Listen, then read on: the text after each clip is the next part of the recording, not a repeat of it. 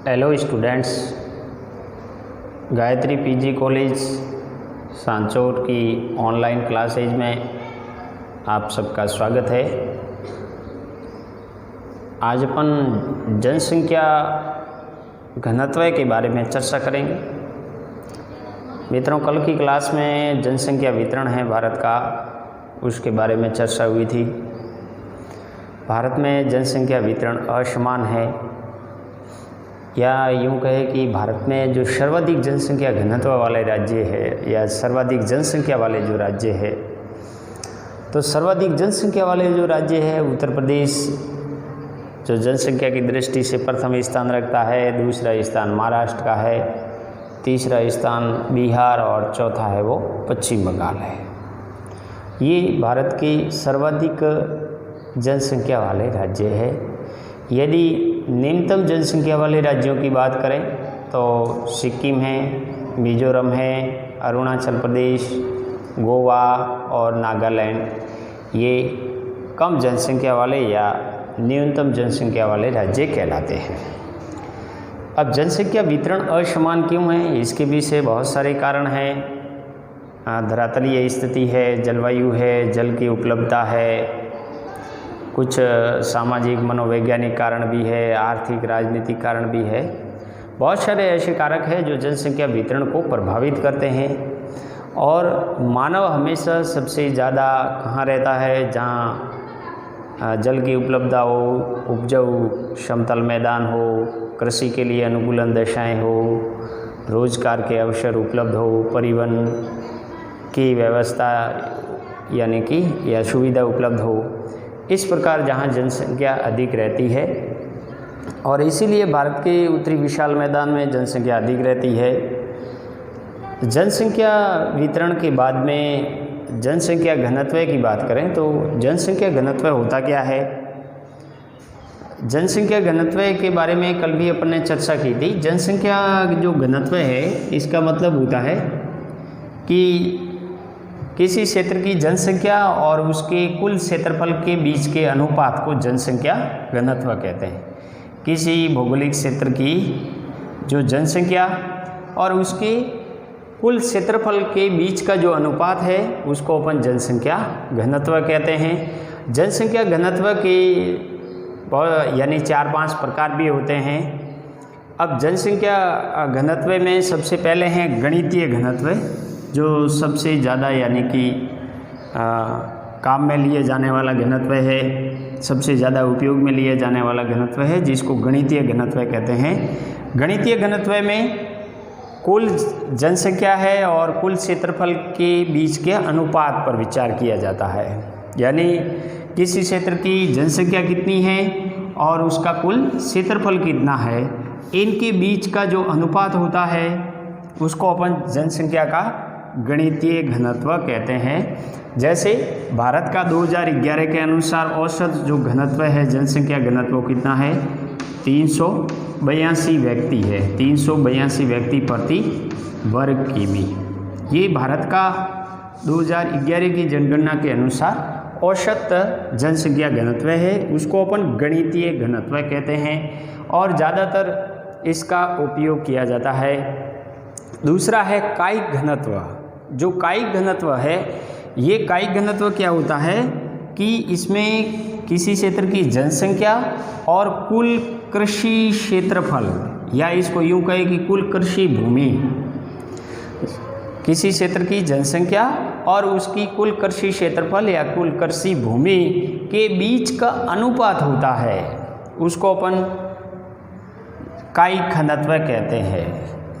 जनसंख्या बटे कुल कृषि भूमि का जो अनुपात है उसको अपन कायिक घनत्व कहते हैं। और कृषि घनत्व है, कृषि घनत्व में कृषक जनसंख्या यानी कृषि में संलग्न जनसंख्या कितनी है और कुल कृषि क्षेत्रफल कितना है या कुल कृषि भूमि कितनी है, तो कृषक जनसंख्या है, कृषि करने वालों की जनसंख्या बटे कुल कृषि भूमि क्षेत्रफल है, इसके मध्य का अनुपात को कृषि घनत्व कहते हैं। फिर होता है आर्थिक घनत्व। आर्थिक घनत्व में जनसंख्या और संसाधनों की क्षमता के बीच का अनुपात है, उसे अपन आर्थिक घनत्व कहते हैं। कुल जनसंख्या है और संसाधनों की जो क्षमता है, संसाधन टोटल कितने हैं, इनके बीच का अनुपात है, वो आर्थिक घनत्व कहलाता है। फिर आता है पोषणीय घनत्व। पोषणीय घनत्व के अंदर कुल जनसंख्या और भोज्य फसलों का क्षेत्रफल, भोज्य जो फसल है, खाद्य फसलें हैं, उसका क्षेत्रफल के मध्य के अनुपात को पोषणीय घनत्व कहते हैं। किसी भी राष्ट्र की यानी कि जनसंख्या में पोषणीयता कितनी है, तो उसके लिए पोषणीय घनत्व काम में लिया जाता है। इसमें कुल जनसंख्या और जो खाद्य फसलें हैं उसका क्षेत्रफल कितना है, इसके बीच के अनुपात से ज्ञात किया जा सकता है। तो ये था यानी कि घनत्व क्या है, घनत्व के प्रकार है। और भारत में जनसंख्या जो घनत्व है उसका भी वितरण है वो असमान है।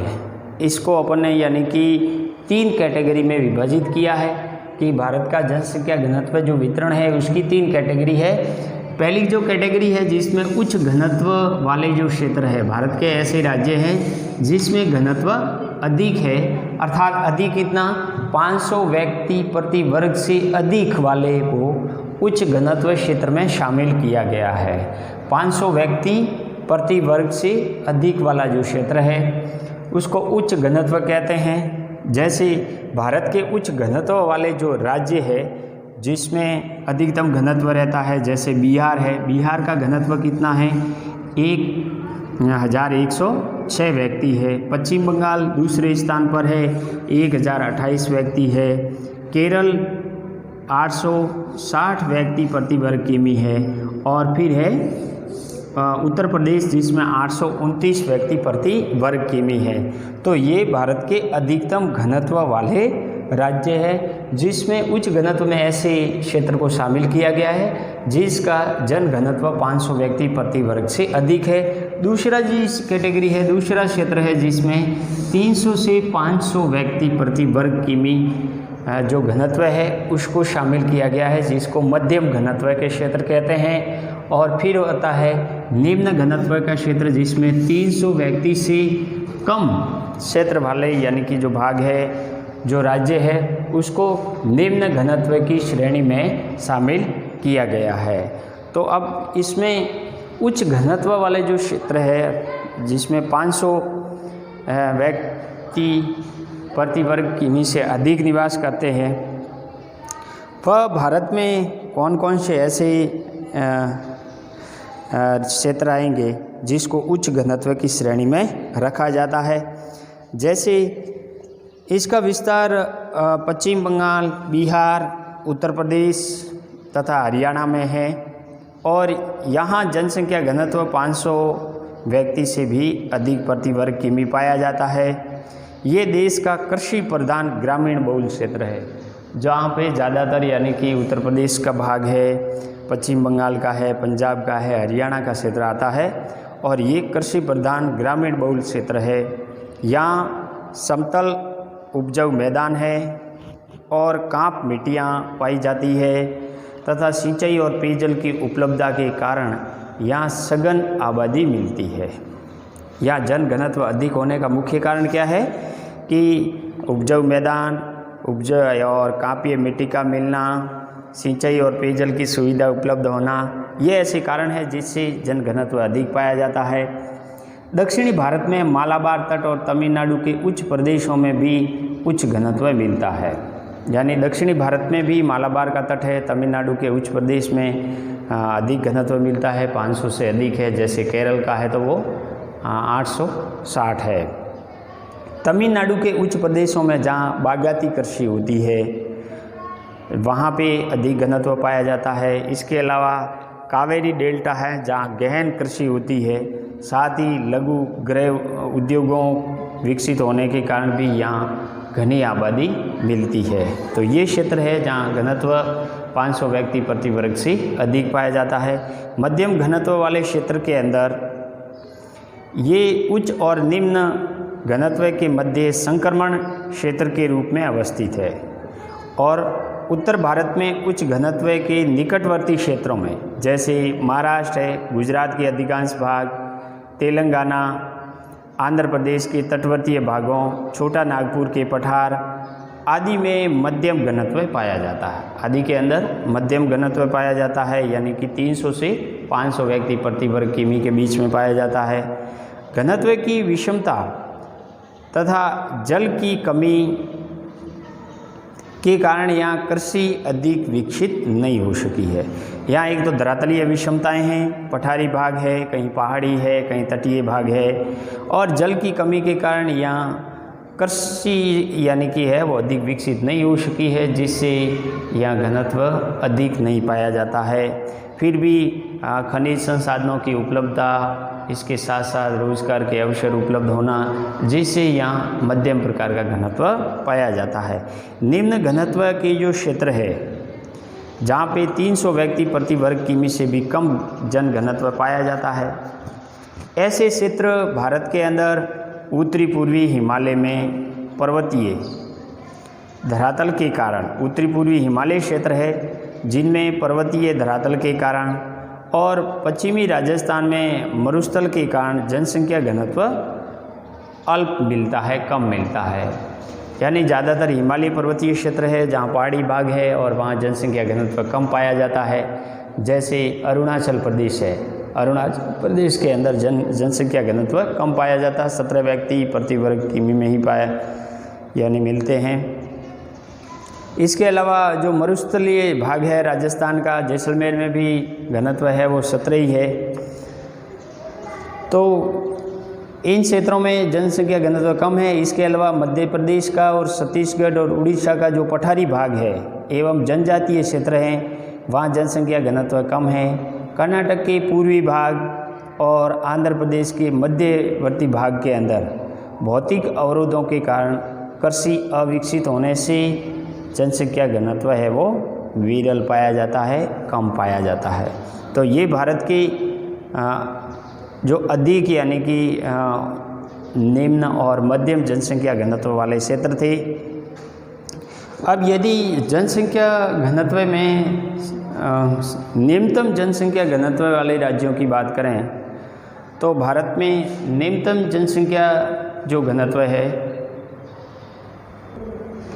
तो भारत में निम्नतम जनसंख्या जो घनत्व वाले राज्य हैं जिसमें जैसे अरुणाचल प्रदेश है, अरुणाचल प्रदेश में 17 व्यक्ति प्रति वर्ग किमी में मिलते हैं, यानी सबसे कम है वो अरुणाचल प्रदेश में है क्योंकि ये पहाड़ी क्षेत्र है।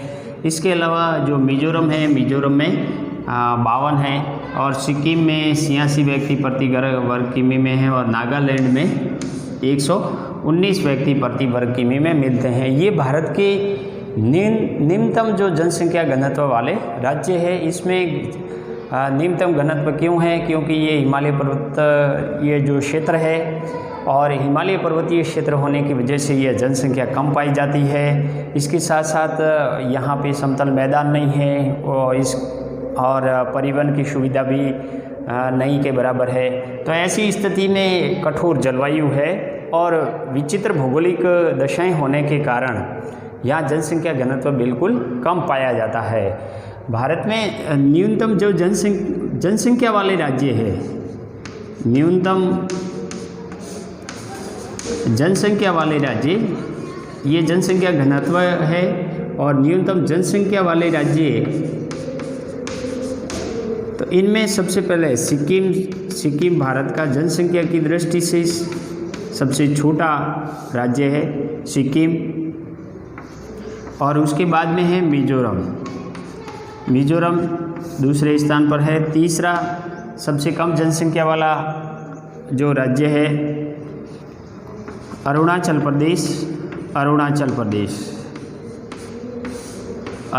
प्रदेश और चौथा है गोवा और नेक्स्ट है नागालैंड। इन राज्यों के अंदर सबसे कम जनसंख्या रहती है और ये राज्य हैं जो अरुणाचल प्रदेश, मिजोरम, सिक्किम और नागालैंड है, इनमें सबसे कम जनसंख्या घनत्व पाया जाता है। तो भारत में जनसंख्या जो घनत्व है कहीं पे अधिक है क्षेत्रों में, कहीं पे कम है। उसका मुख्य कारण क्या है, जनसंख्या घनत्व असमान क्यों है? तो उसके लिए बहुत सारे कारण हैं जिसमें जनसंख्या घनत्व है वो यानी कि असमान भारत में पाया जाता है। इसमें सबसे पहला कारक जो होता है जिसको अपन भौतिक कारक कहते हैं। जनसंख्या घनत्व है उनमें के वितरण के अंदर असमानताएं हैं, उनको प्रभावित करने वाले जो कारक है उसमें सबसे पहले भौतिक कारक लेते हैं। भौतिक कारक में उपजाऊ मृदा है, जल की सुलभता, उपयुक्त जलवायु है, ये ऐसे यानी कारक है जो जनसंख्या घनत्व को सीधे तौर पर प्रभावित करते हैं। अर्थात जहाँ उपजाऊ मैदान होंगे, जहाँ जल की सुलभता होगी और उपयुक्त जलवायु रहेगा, सुलभ जलवायु रहेगा, सुखद जलवायु रहेगा, वहाँ जनसंख्या सघन पाई जाती है, जनसंख्या घनत्व अधिक पाया जाता है। जैसे उत्तर प्रदेश है, पश्चिम बंगाल है या फिर बिहार है, तो इनमें समतल मैदान और उपजाऊ मिट्टी के कारण, जल की उपलब्धता के कारण जनसंख्या घनत्व अधिक पाया जाता है।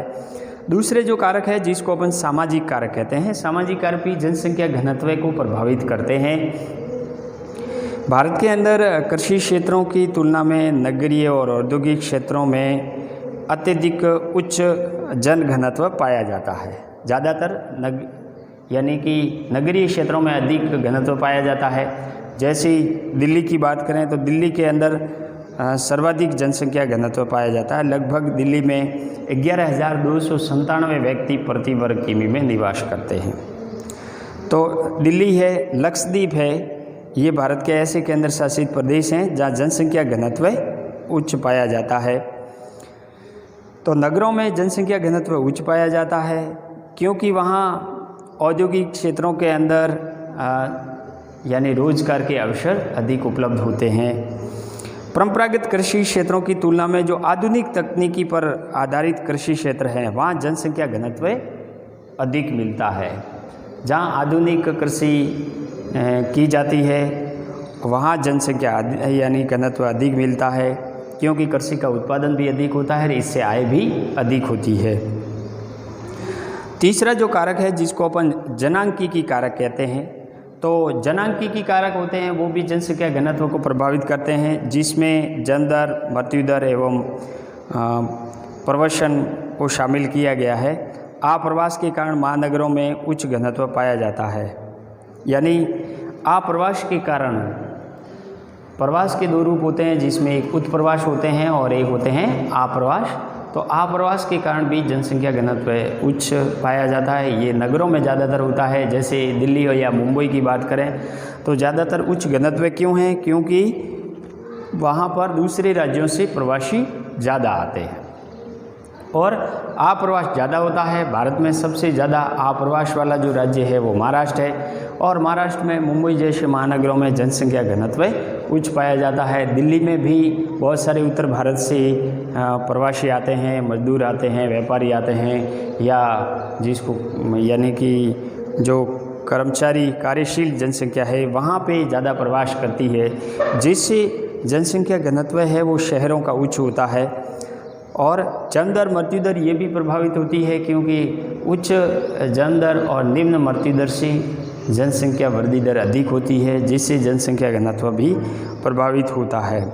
भारत के उत्तरी मैदानी पट्टी में पूर्व से पश्चिम की ओर, भारत का जो उत्तरी मैदानी पट्टी है उनमें पूर्व से पश्चिम की ओर क्रमशः जनसंख्या घनत्व में कमी की प्रवृत्ति देखी गई है और ये कमी मानसूनी वर्षा के साथ सहसंबंध दर्शाती है। अपवाद स्वरूप बिहार और पश्चिम बंगाल को छोड़ के यदि भारत के अंदर पूर्व से पश्चिम की ओर बात करें तो वर्षा, मानसूनी वर्षा भी कम होती है। पूर्व से पश्चिम की ओर आते हैं तो वर्षा की मात्रा घटती जाती है और पूर्व से पश्चिम की ओर जाने पर जनसंख्या जो घनत्व है वो भी कम होता जाता है। जैसे बिहार को अगर छोड़ दे, बिहार में सर्वाधिक है 1106 व्यक्ति है, पश्चिम बंगाल है, इसके बाद में यूपी में कम होगा, फिर पंजाब और हरियाणा में जनघनत्व उससे भी कम होगा और राजस्थान में यानी कि जनघनत्व कम होगा क्योंकि राजस्थान का औसत जन घनत्व है वो 200 व्यक्ति है। तो इस प्रकार पूर्व से पश्चिम की ओर आने पर मानसूनी वर्षा के साथ साथ इनका जन घनत्व भी कम पाया जाता है, क्योंकि मानसूनी वर्षा के साथ इनका सहसंबंध दर्शाता है। तो इस प्रकार भारत के अंदर जनसंख्या घनत्व है उनमें असमानताएं देखने को मिली है। और जनसंख्या घनत्व में यदि वृद्धि देखें विगत 1901 से लेकर के 2011 तक, 1901 से लेकर के 2011 तक जनसंख्या जो घनत्व है उसमें वृद्धि देखें तो जनगणना 2001 के अनुसार भारत का औसत जनसंख्या घनत्व 77 व्यक्ति था, 77 था। 11 में ये 82 हुआ, 1921 में 81 हुआ, यानी 1911 और 1921 के मध्य जनसंख्या घनत्व है वो कमी हुई, एक की कमी हुई है। जनसंख्या वृद्धि में भी कमी हुई और घनत्व में भी कमी हुई है। वापस 1931 में 90 व्यक्ति हुआ और 1941 में 103, 51 में 117, 61 में 142, 1971 में 177, 81 में 216 और 1991 में 267 व्यक्ति प्रति वर्ग किमी और 2001 के अंदर 325 व्यक्ति प्रति यानी 325 व्यक्ति प्रति वर्ग किमी जन घनत्व भारत में पाया गया। और 2011 के अंदर 1 से 11 के अंदर 11 में औसत भारत का जन घनत्व है वो 382 व्यक्ति प्रति वर्ग किमी है। तो इस प्रकार भारत में विगत यानी कि 110 सालों में जनसंख्या घनत्व में बढ़ोतरी हुई है। केवल एक दशकीय वर्ष ऐसा आया है जिसमें जनसंख्या जो घनत्व है उसमें कमी हुई है, वो है 1911 से 21 के मध्य, जहाँ जनसंख्या घनत्व में वृद्धि नहीं होकर के एक की कमी हुई है। तो इस प्रकार भारत का जनसंख्या घनत्व की जो रूपरेखा है उसको अपन ने अध्ययन किया है कि कहाँ कहाँ जनसंख्या घनत्व अधिक है, कहाँ कम है। और केंद्र शासित प्रदेशों में दिल्ली में सर्वाधिक है, इसके बाद में अंडमान निकोबार है, लक्षद्वीप है। ये ऐसे क्षेत्र हैं जहाँ जनसंख्या घनत्व अधिक पाया जाता है।